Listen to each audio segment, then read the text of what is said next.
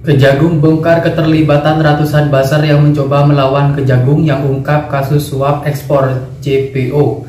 Penegakan hukum yang mestinya kita dukung bersama kok diserang-serang secara personal dan menggiring opini publik seolah kriminalisasi. Lah, uang hampir 12 triliun itu apa? Kejagung juga lagi dalami uang itu titipan pejabat, hakim atau yang lainnya terapkan TPPU. Maju terus Pak, hanya Kejagung gini yang punya nyali ungkap kasus besar. Dan kalau buzzer dengan jumlah ratusan itu, kok kita mikirnya siapa yang suka pakai buzzer ya yang selama ini? Terkait dengan pasal 21, dengan tersangka sejumlah 4 orang, yang salah satu diantaranya adalah atas nama Marcella Santoso, di mana yang bersangkutan memberikan penjelasan secara sukarela bahwa dirinya pernah terlibat dalam pembuatan beberapa konten negatif dengan pihak ketiga, yaitu dengan tersangka Tian Baktiar selaku Direktur JEK TV dan dengan M. Adian Muzaki yang menggerakkan 150 buzzer. Tujuan daripada menggerakkan buzzer dan direktur JEK TV adalah untuk mempengaruhi, untuk menggiring opini publik bahwa tujuan pokok mereka adalah untuk mengagalkan penuntutan dan penyidikan.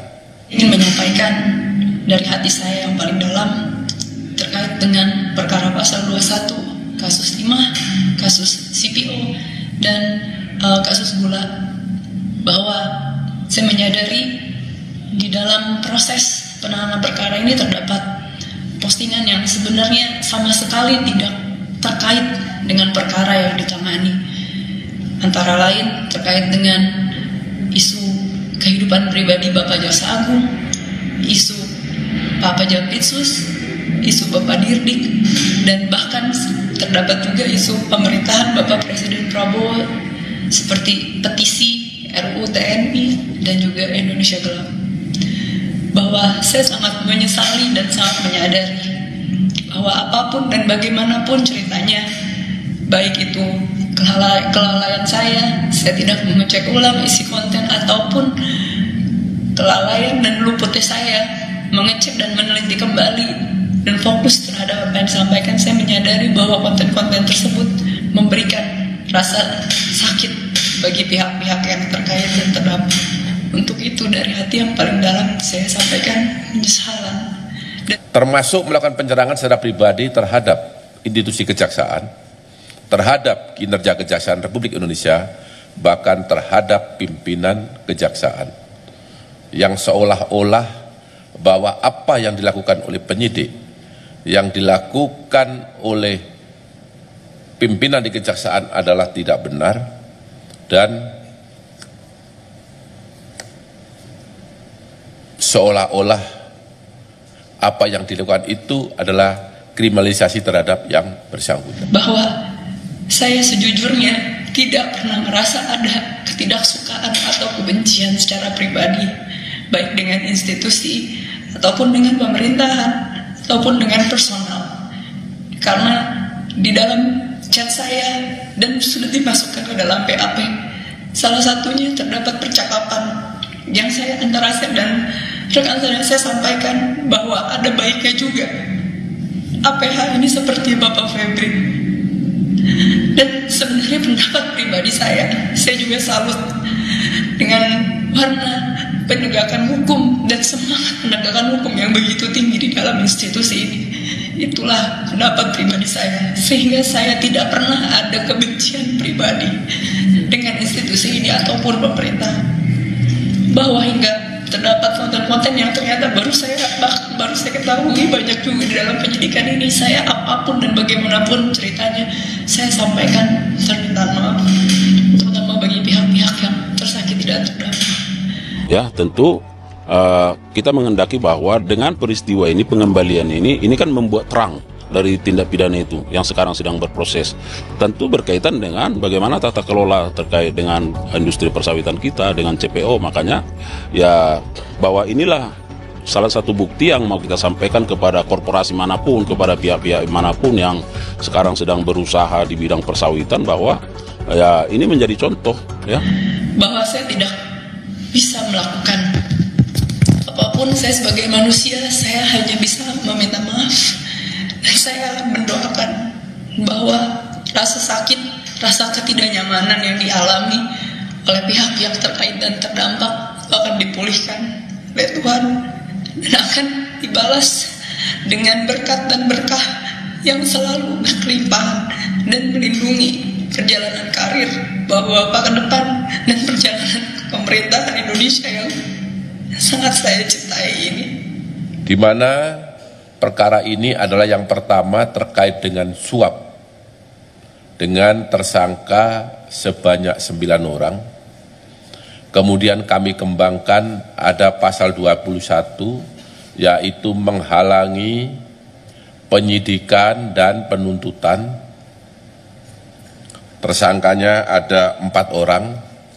Dan yang ketiga kami kembangkan lagi untuk tindak pidana pencucian uang dengan tersangka 3 orang. Semoga pintu maaf masih bisa terbuka setidaknya bagi saya, dan saya berdoa untuk yang terbaik ke depannya. Bapak-bapak semua, terima kasih. Amin. 3 bentuk: kerugian keuangan negara, illegal gain, dan kerugian perekonomian negara.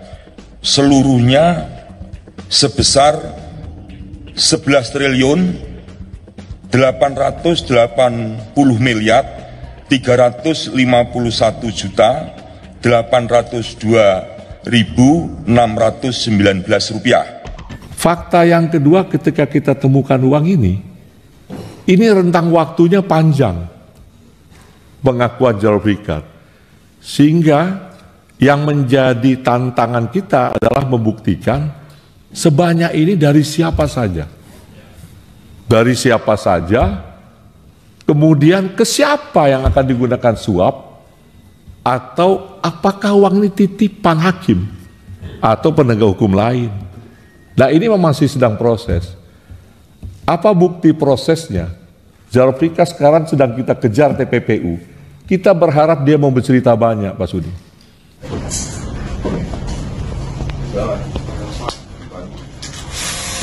Apa? Kalau main caranya OTW Bang? 39. Ini kok gua nggak ada main cadangan nih? Udah.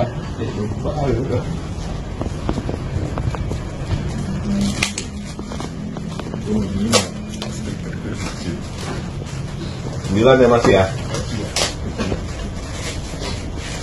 Nih, gua catatannya. Kejagung bongkar jaringan buzzer dalam kasus suap ekspor CPO.